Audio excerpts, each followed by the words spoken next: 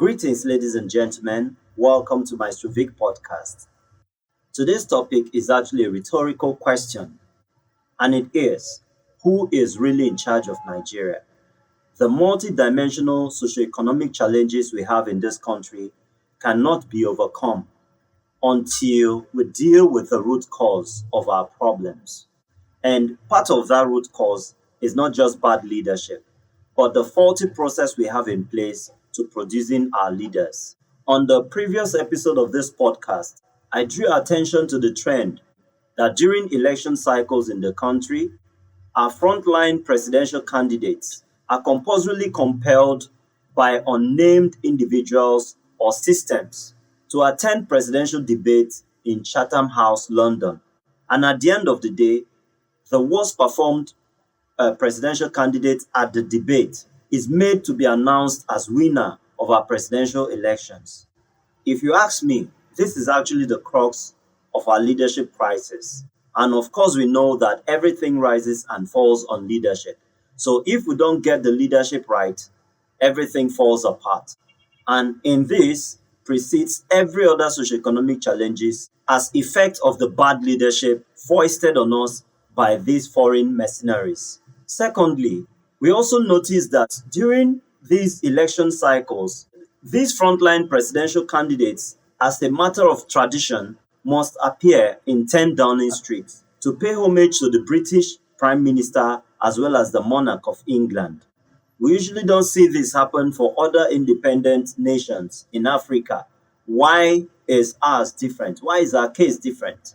These actions indicate that Nigeria is yet to attain true sovereignty as a nation, because with such ritual, we can deduce that there seems to be a hidden system in place designed to transfer the right of Nigerians to elect their leaders to the hands of the British to decide or to impose someone to rule over us against the wishes of the Nigerian people.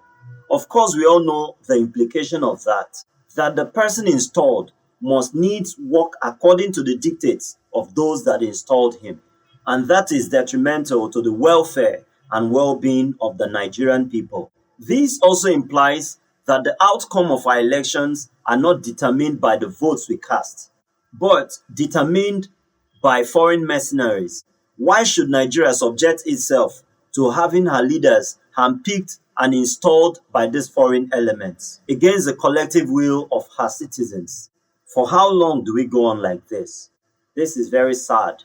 If we fail to address this critical question first, all the calls for electoral reforms and all that amounts to a waste of energy.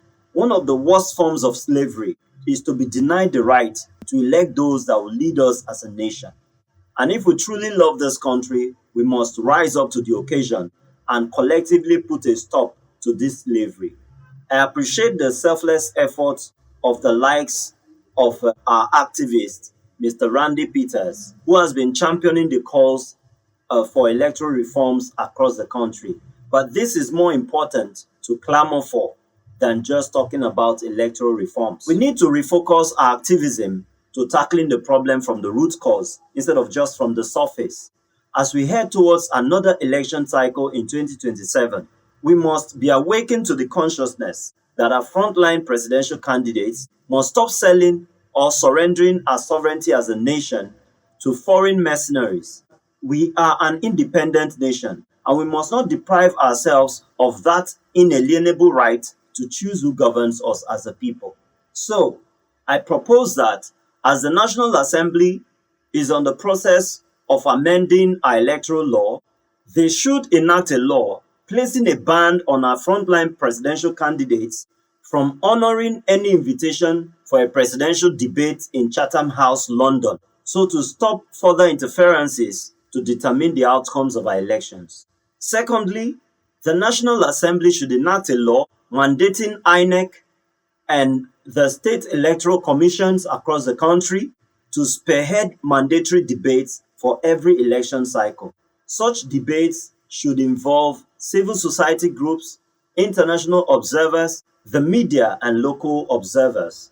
Every candidate, whether presidential, governorship, national or state assemblies, including local government chairmen and any other person vying for an elective office at any level, must attend these debates or risk automatic disqualification.